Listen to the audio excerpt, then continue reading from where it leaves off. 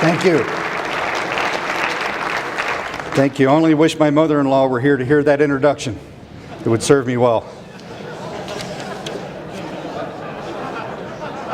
Ladies and gentlemen, honored guests, colleagues, and cadets, it's a real pleasure for me to return to the United States Air Force Academy.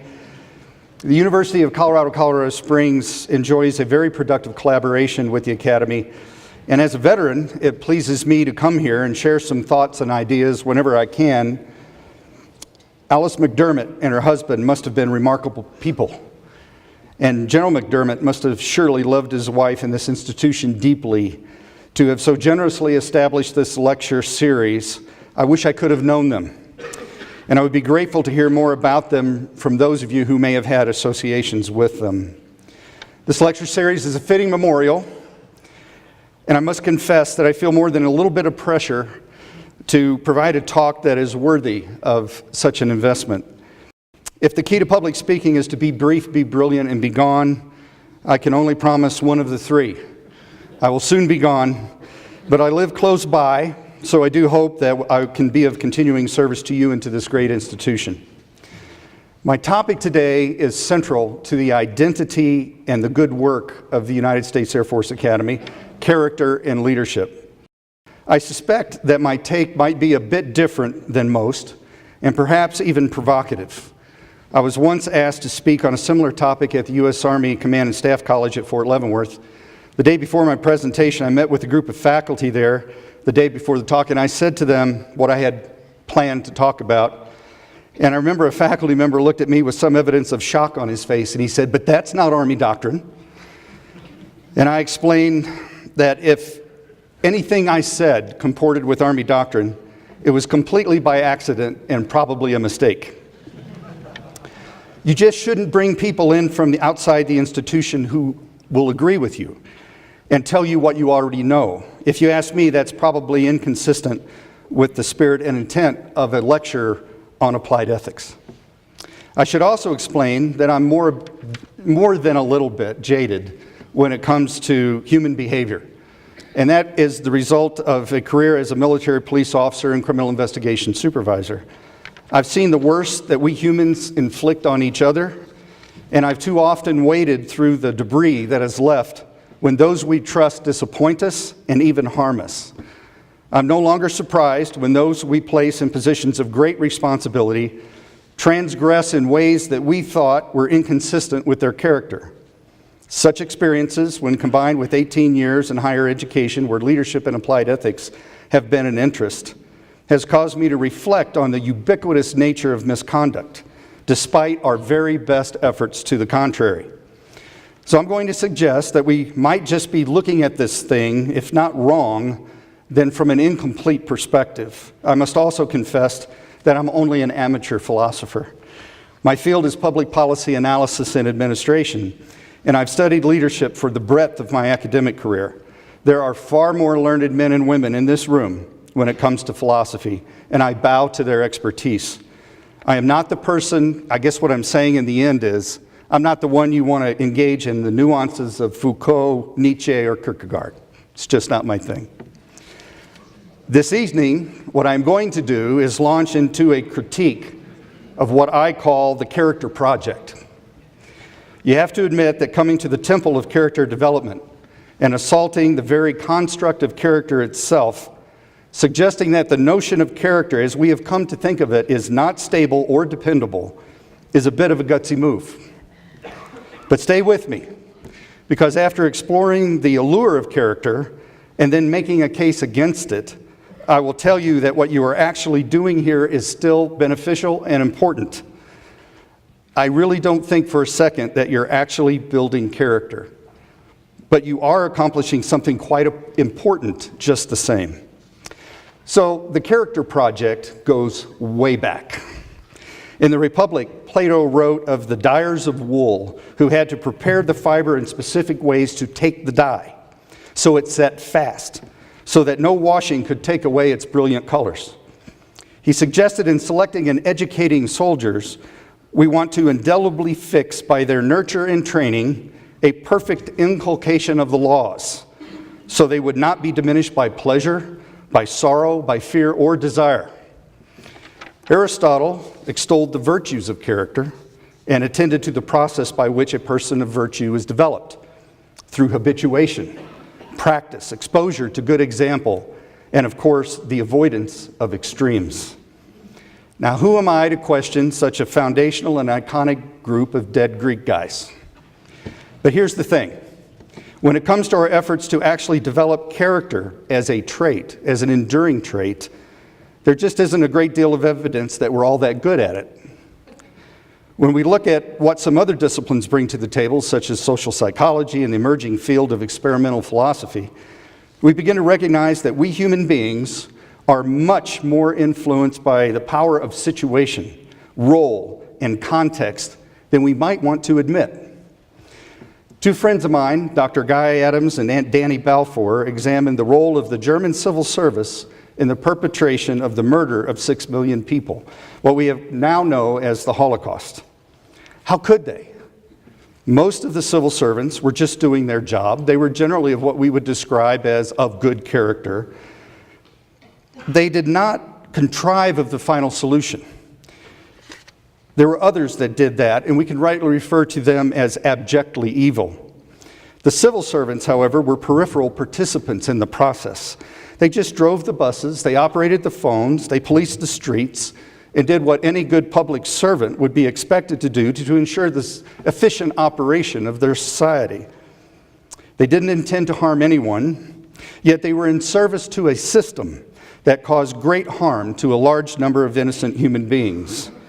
Would they have seen the evil if they had looked for it? Probably. Adams and Balfour termed this phenomenon administrative evil. It's their contention that there are aspects of our modern life, such as role specialization and an emphasis on the technical rational mindset, that diminishes our moral sensitivity. There's little incentive or encouragement to look beyond your assigned cubicle or job description to ask the larger question, is what I'm doing a good thing, or am I merely a cog in a machine that is causing great harm? Only when the evil is unmasked, when it becomes widely known, is the individual called to account for their participation in the larger system. Adam and Balfour's project is to alert individuals to the harm that can take place in large, complex social systems, and to sensitize people to look for the possibility that their otherwise good and faithful effort can be contributing on a collective scale to great harm. Once sensitized to the possibility of administrative evil, it's not hard to find it in practice. We published an article on detainee abuse at Abu Ghraib Central Prison that suggested the existence of administrative evil there, not in the direct perpetrators of the abuse. Again, that was abjectly evil. But in others who were essential to the operations of the facility, such as medical personnel, who dutifully treated obvious signs of abuse without reporting or raising the question of the source of those injuries. They stayed in their cubicle. They stayed in their lane. They worked within their job description. Only in retrospect, after the abuse burst on the international stage, did their behavior come into question. Now back to character. Character has an obvious appeal. If we could inculcate character as a stable and enduring trait, it would be a wonderful thing. Putting the locus of control so staunchly and firmly in the individual is very attractive. From an organizational sense, it serves to absolve the organization of anything other than inviting those or identifying those of poor character and dealing with them. We believe in individual responsibility and holding individuals accountable for their actions. That was the work of my life when I was in uniform. Yet what if in some cases we're actually creating situational imperatives for individuals that drive otherwise good people to unethical behavior that we actually do not want?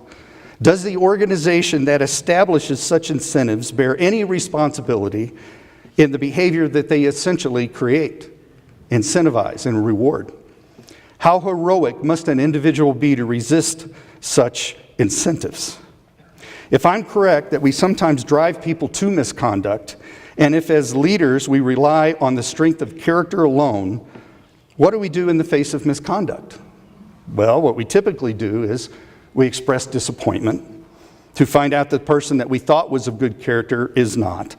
And then we punish. Sometimes we excoriate, and sometimes reject the individual from the organization altogether. And we can chalk it all up to they had bad character.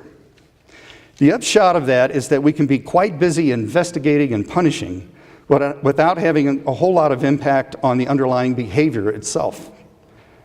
Now, I'm fond of pointing out when it comes to public scandals that the military can be counted on to apply several fundamental approaches in response. This is me as a policy analyst, if you will. First, the behavior will be proclaimed to be an anomaly and not representative of the larger organization.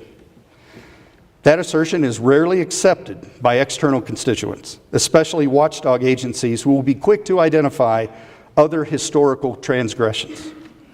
The second is to proclaim a leadership deficiency. The scandal will be attributed to poor leadership. Some leaders will be fired, new ones will be brought in, and that makes some people feel better. A mandatory training program will surely be initiated, partly for external consumption, and partly because the U.S. military seems to believe that we can train our way out of just about any problem. Now, to be fair, about 90% of the problems can, in fact, be improved through better training or through focusing on the subject, but not all of them can be. And then finally, there will be a change in policy. That's the menu. Keep an eye out for that the next time there's a public scandal associated with the Department of Defense and see if my proposition holds up. Or you can apply it in retrospect to your favorite recent scandal and see if it holds up. See if you can spot the elements. Now, I propose that character in practice is not a stable construct. People can be exceptionally virtuous today and despicable tomorrow. Or they can be virtuous in some aspects of their life and vile in others. An example might help illustrate the point. Would it disturb you greatly if we picked on the Navy? All right, let's pick on the Navy. Randall Duke Cunningham was a naval aviator for 20 years. As the radar intercept crew member, he and his pilot were the only Navy flying aces of the Vietnam War. He received the Navy Cross, 15 Air Medals, and a Purple Heart. He was an instructor at the U.S. Navy Fighter Weapons School, also known as Top Gun, and he commanded that unit. After retiring from the military, he ran for Congress and later chaired the House Intelligence Subcommittee and the important and powerful Appropriations Committee. He resigned from the House in 2005 after pleading guilty to, and this is how much we can prove, $2.4 million in bribes, tax evasion, conspiracy to commit bribery, mail fraud, and wire fraud. He went to prison, and he now lives in Arkansas. I don't think that was the sentence, but he lives in Arkansas. Sorry, people from Arkansas. Did Cunningham have good character and lost it? Or did he never have good character to begin with? We'll never know. And that's part of the problem. Senior leader misconduct is a particular interest of mine. One of the statements I remember coming from a good friend who served as the Deputy Inspector General is that one of his biggest challenges was in convincing newly promoted general officers that their jokes really weren't that funny, despite the fact that everyone laughs. And they weren't irresistible to the opposite sex. High office changes the human dynamic in important ways.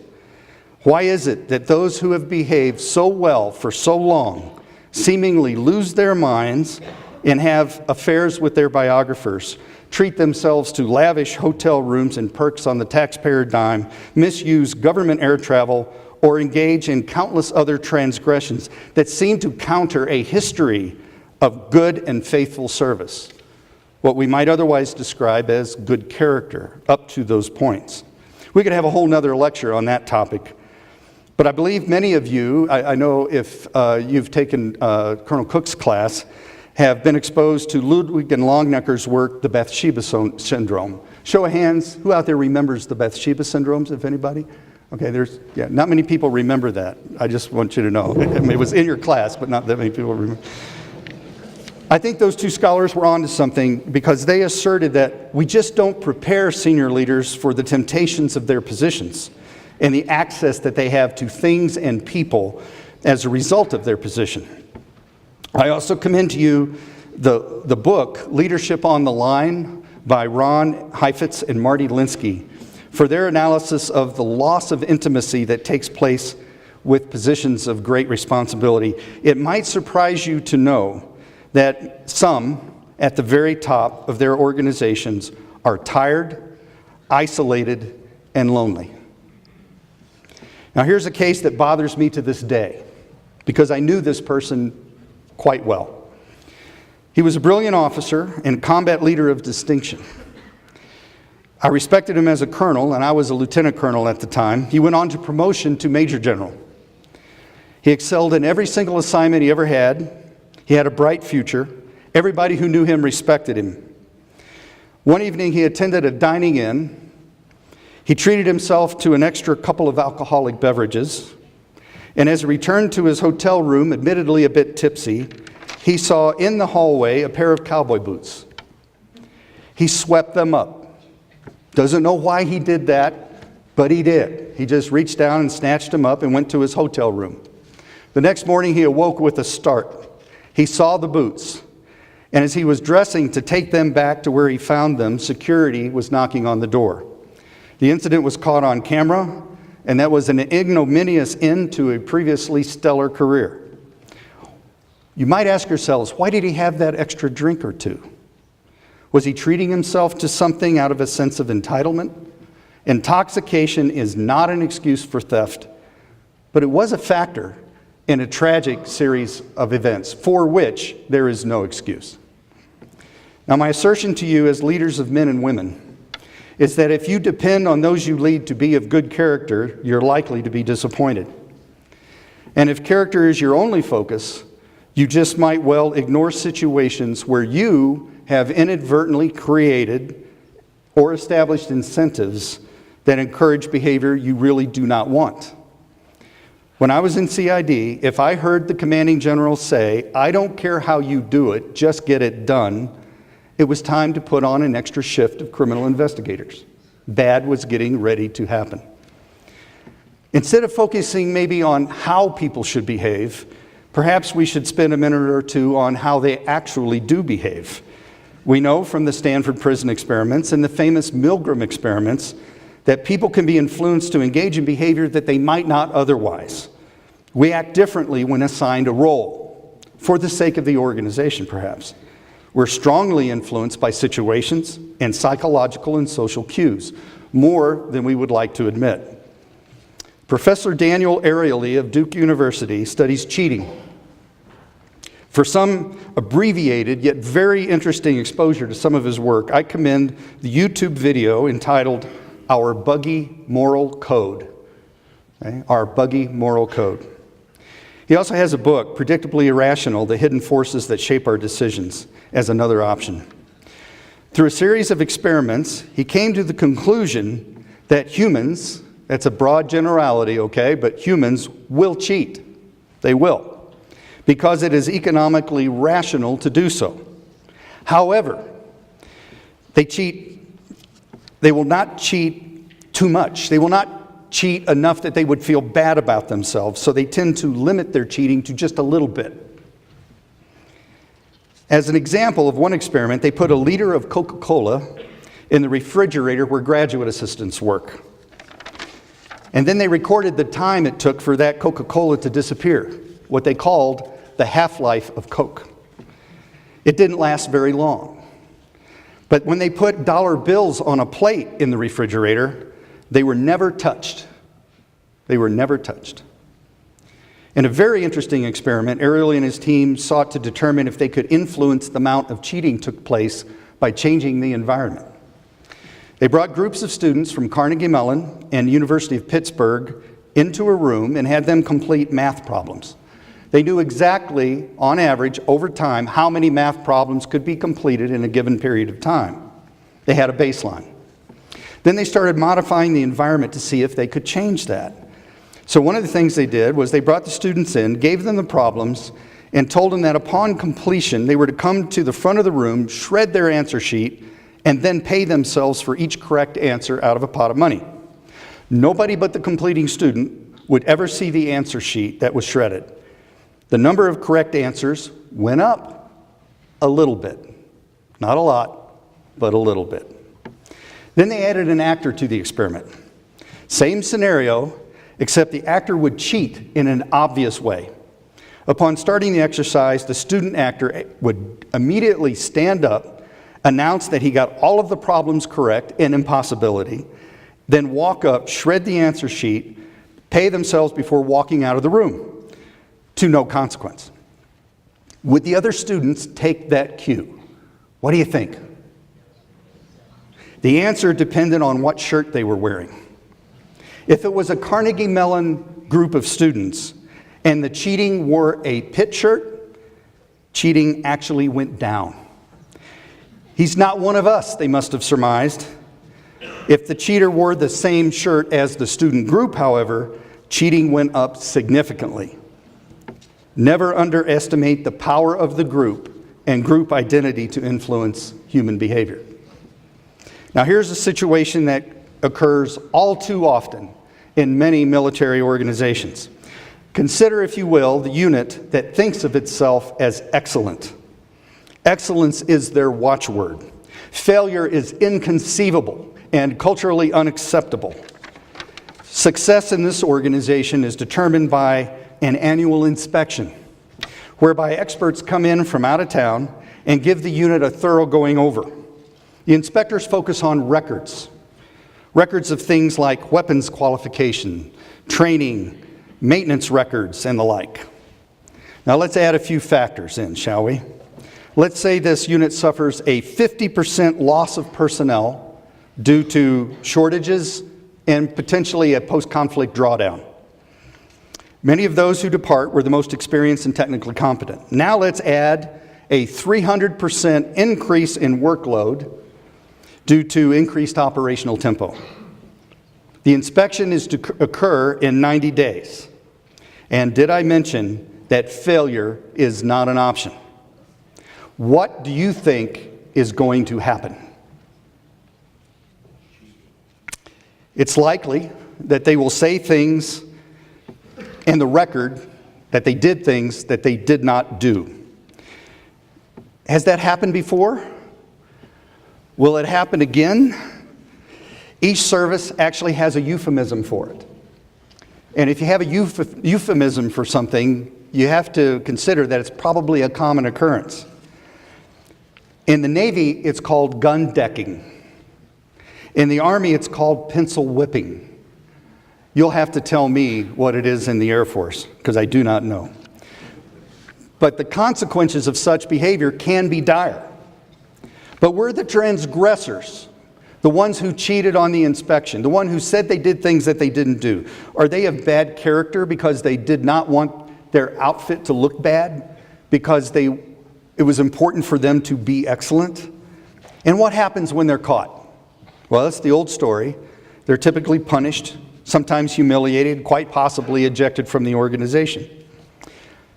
Here's the question. When does that organization take a look at the system it created and the unintended behaviors it encouraged?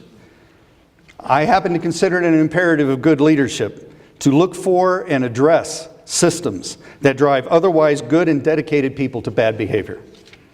Now here's a hopeful note. I know I've been a downer up to this point, but let's look on the positive side of this. We are also finding out that it is just not that hard to encourage ethical behavior that we do desire. As evidence, I'll provide the example of an experiment that appears in a book by John Doris.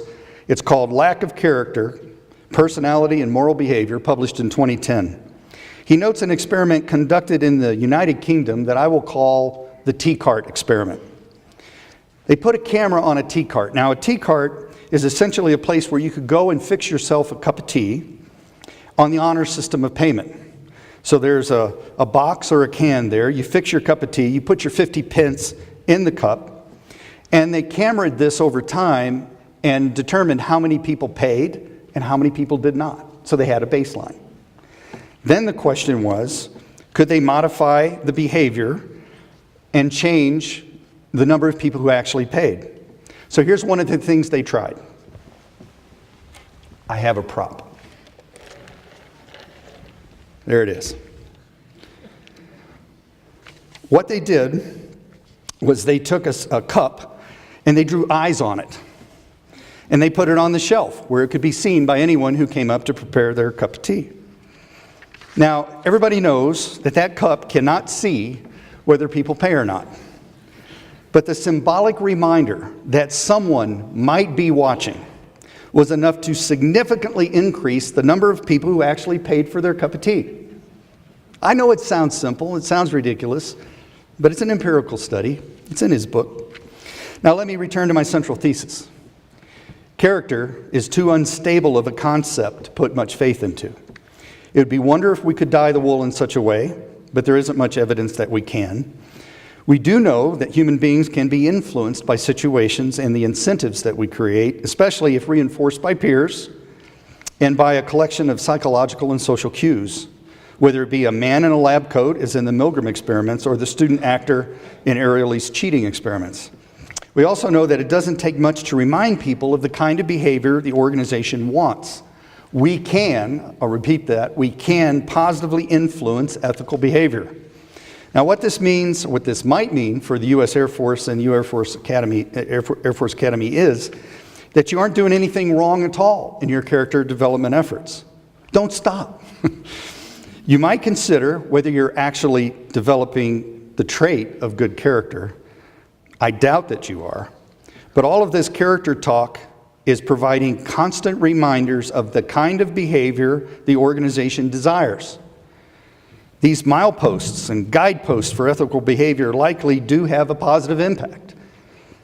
There probably should be more of that in the operational force.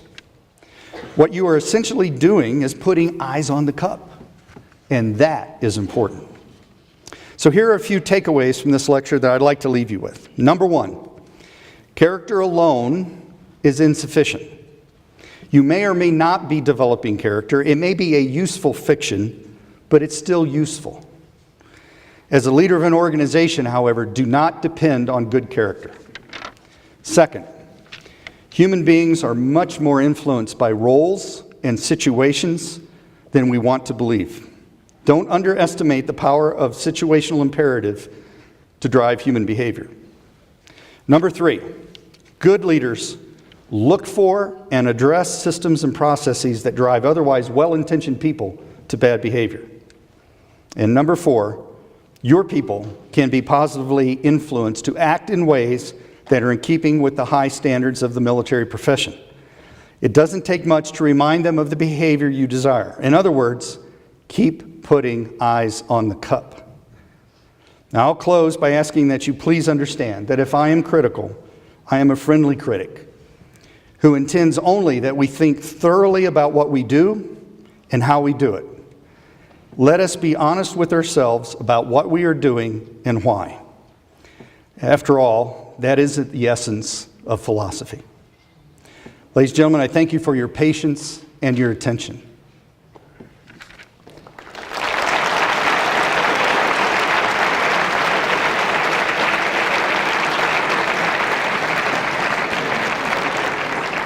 I now believe that we have the opportunity for some questions, if not answers. No promises here. The really great answers are going to take more time than can be answered in the amount of time that we have together. But I will be willing to take a swing at some softballs. So I believe there are microphones in the alleyway, and I am happy to at least start a discussion of the mysteries of applied ethics.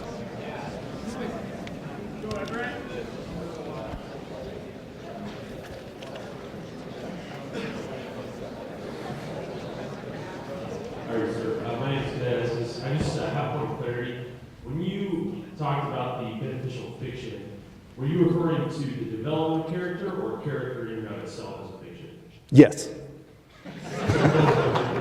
Yes, and it's very easy when we talk about character to get into semantics, right? What do you mean when you say character? What do I mean when I say character? Please understand that I'm a bit of a behavioralist, okay? So if you want to say that character is a pattern of behavior over a long period of time, then we're probably okay with that, right? But if you want to talk about character as a trait, Remember, trait is like tall, right?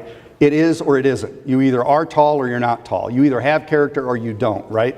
And that is the construct that I am critiquing.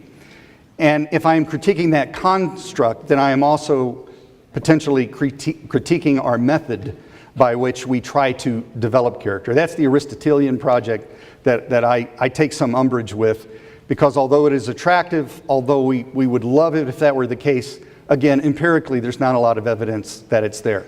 Maybe it is. Maybe character is a thing. Maybe I'm wrong. But there's not harm in pursuing character development, and at the worst, it's a useful fiction. Does that make sense? Does that clarify for you? Yes, sir. Great. Hey, come up here for a second, though, if you would. It takes courage to come up in a room like this and ask the first question. I realize that, so as a result, I want you to have this coin. No, courage isn't a character trait. Maybe it is, maybe it isn't.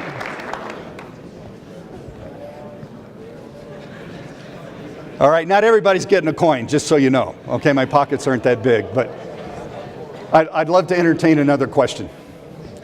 Or receive pushback. You're free to tell me that I'm wrong. I'm willing to admit that I could be. It's your turn, Gus. I'm sorry, this isn't really about philosophy too much, but I'm really hung up on these booze. Did he steal them, or was he protecting the booze? You know, it's funny. I don't think he knows why he did it. Honestly, I really don't think he knows. He was terribly shamed and terribly embarrassed. And was he taking it because he was thinking, boy, isn't it foolish to leave your boots out in the middle of the hallway? He didn't intend to steal the boots. He had no need for the boots. It would have been the dumbest thing in the world for him to steal, but under the influence of alcohol, people do strange things. And that's why I backed it up to the why did he take the drink in the first place, right? He was a very accomplished, very successful officer. He knew that excessive alcohol consumption doesn't lead you anywhere correctly. He had no history of excessive alcohol consumption. But for some reason, that night, he had the extra cocktail. He had the extra drink. And we don't know why. Does that make sense? Okay. But it broke my heart because I really liked that guy. I thought he was an incredible military officer. You're most welcome. Thanks, Gus. All right, here comes a hard question. I can tell it's coming. Sir, thank you for coming out this evening. I'm Captain Insufficient in the philosophy department. So I wonder, could there be maybe a third, in this case, like a middle position in our understanding of character? So on one hand, you have this, it's a trait, you have have or you don't. And on the other hand, we're just kind of a constellation of all our behaviors, and some of them are good and some of them are bad. I wonder if there's like a habit understanding of character. And I'm thinking here, this is not developed, this is a mental image that just came to my mind a moment ago. And I'm also a philosopher, so bear with me. But, water, a channel of water could form a kind of like impression, this is how rivers form, right? But under the right circumstances, if we get enough influx of water, it could break over the barriers, so to speak. But there is something, again, this is a philosopher trying to be a scientist here, but over time, this water is grooving into the earth. It's gonna start to follow that path, so to speak. But Right. we have floods, we overspill the grooves. But I wonder if that's in some ways like a helpful way of thinking about characters. What this character leadership development center could be trying to do is instill these sort of habits that are like those grooves, but it's also understood that under the right circumstances, anybody can overspill them. And I think that's almost like a middle position. Right. No, I'm not a big fan of dichotomous thinking under most cases, with all due respect to Jung. I don't. The problem with thinking of this as a dichotomy is if you put the locus of control so exclusively individual that it's all about character and holding individuals accountable to that character, then you give no credence to the organizational, situational, psychological, and social factors that can cause that water to come out of the channel, right? So that's a problem. The other problem, there's also a critique of situationism, that if the devil made me do it, or if the organizational forces made me misbehave, then there's no individual level of responsibility. And that is problematic as well. So it's my natural inclination to also go to the middle ground and say, let's not let go of the character project entirely. Let's not remove individual accountability from the formula. On the other hand, let's not ignore the situational imperatives that drive people's behavior and can take virtually anybody who is of good character and cause them to act in a bad way. So that's what social science tells us. So I think you and I agree that there's a middle ground. And if by creating the channel through habit, what we're talking about is continually reinforcing, maybe through eyes on the cup in many different ways, this pattern of behavior that we want, you and I are on the same page. We have no argument at that point. Thank you. All right? Good question. Good question. You would expect the faculty to ask a good question, would you not? Yes, ma'am, over to you. So my question for you, as leaders, when we find ourselves in an environment where we can't necessarily apply the eyes on the cup concept we've kind of thinking about, how do we really combat those like social and peer pressures that we were kind of hitting on? Yeah, here's the first step. The first step is realizing that you have a dilemma. Because morally unimaginative people, or people whose sense of morality is diminished, they don't see the dilemma. They charge on. Now, at dinner, we had a wonderful conversation about our Secretary of Defense. And our Secretary of Defense told our distinguished guest that she was not the Chief Ethics Officer of the Department of Defense. He is the Chief Ethics Officer of the Department of Defense. In my worst days in teaching senior military leaders at the U.S. Army War College, my worst days were when a senior military officer would say, ethics? I don't do ethics. If I have an ethical question, I'll call my staff judge advocate. Or if I have an ethical question, I will call my chaplain. I consider that completely dangerous.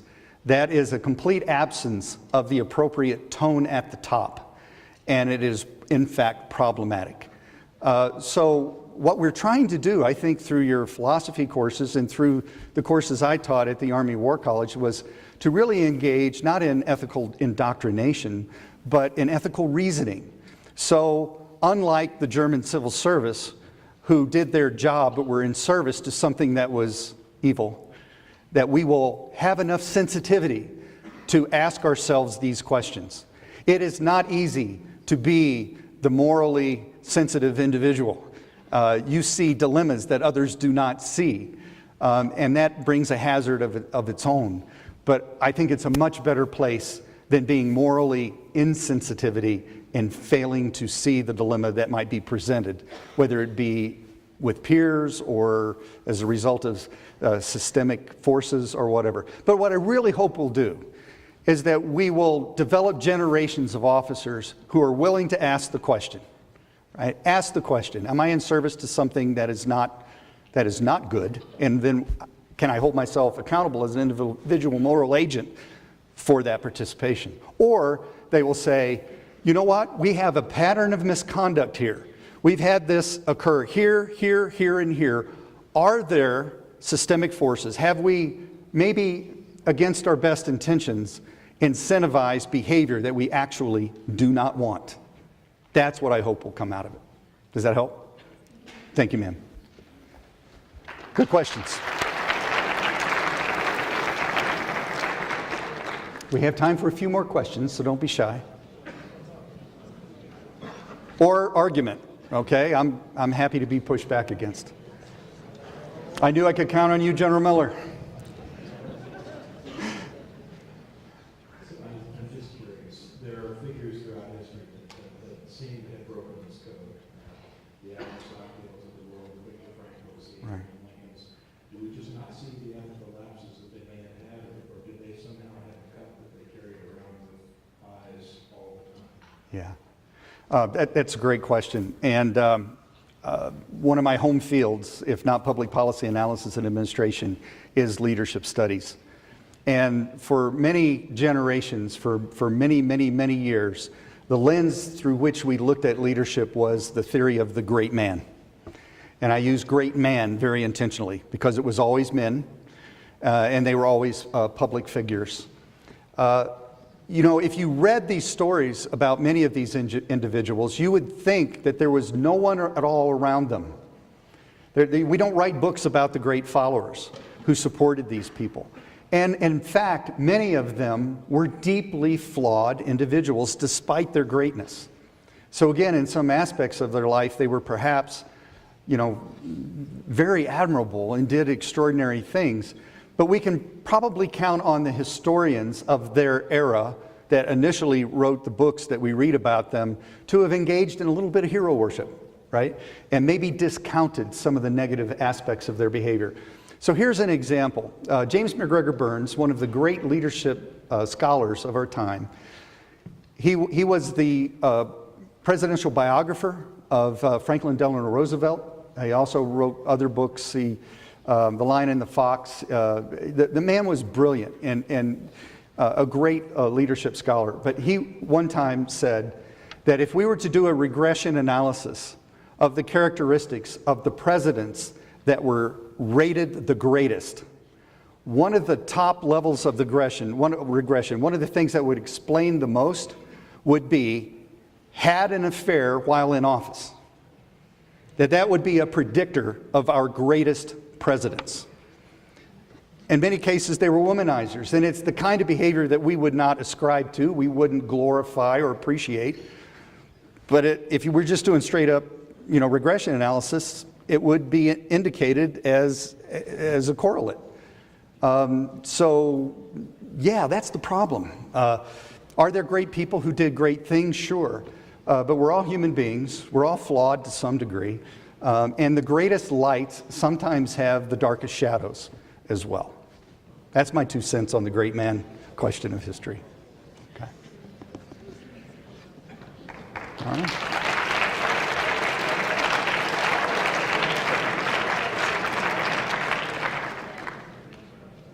Any others? Oh, we got 10 minutes. So.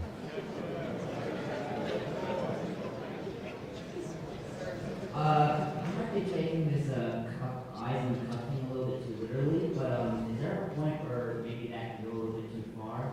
For instance, when you brought up that cuff, I immediately thought of that prison with it's like a circular prison with a tower. The panopticon? Yeah, that thing, where everybody is, where basically people are controlled, basically people think that there are eyes on them all through the time, Right. so they're basically controlled through fear. So Yeah. is there like a point where that can be taken too far, or does it not really matter? Why are considering these? No, I think that's a great suggestion. And if the assertion is that people have to be watched all of the time in order to behave in an effective manner, which is kind of what the panopticon concept was all about, you know, I absolutely see your point. What I think the experiment was intended to suggest was not that 100% surveillance is the answer, but merely subtle reminders, right? Subtle reminders is all that is necessary to move people into a more positive line of behavior. And that is a really hopeful suggestion, is it not? But out there in the operational force, sometimes there's not a lot of ethics talk. Sometimes the only time that you talk about ethics is your annual required mandatory ethics briefing.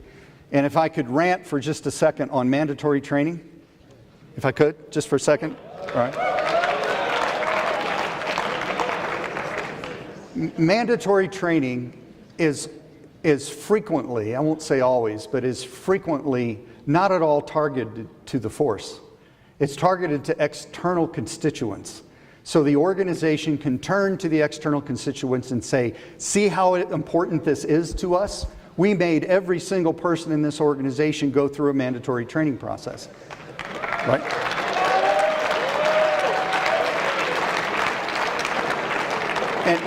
And here's the thing. That's not a bad thing. It is sometimes necessary to play to an external constituents, especially when the most important metric of military service is the faith and confidence of the American people. You must maintain the faith and the confidence of the American people. If not, they will take away your jurisdiction, right? So in terms of performance metrics, the performance metric that I'm most interested in is in part the Pew study and the Harvard study on confidence of leadership index that has for at least the last 10 years showed that the United States military is the most trusted institution of American society. But if we are insensitive to the concerns of external constituents like the American public, that will fail. That will go down. And that, for me, as a former professional military officer, is unacceptable. So sometimes you do have to play to the external constituent.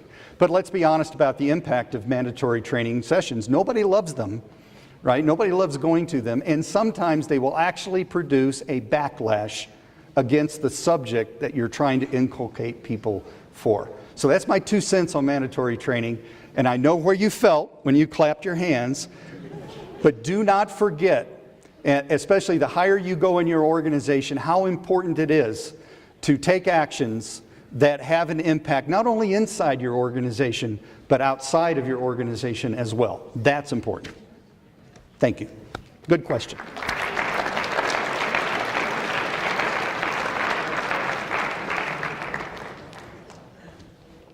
Two more. There's one.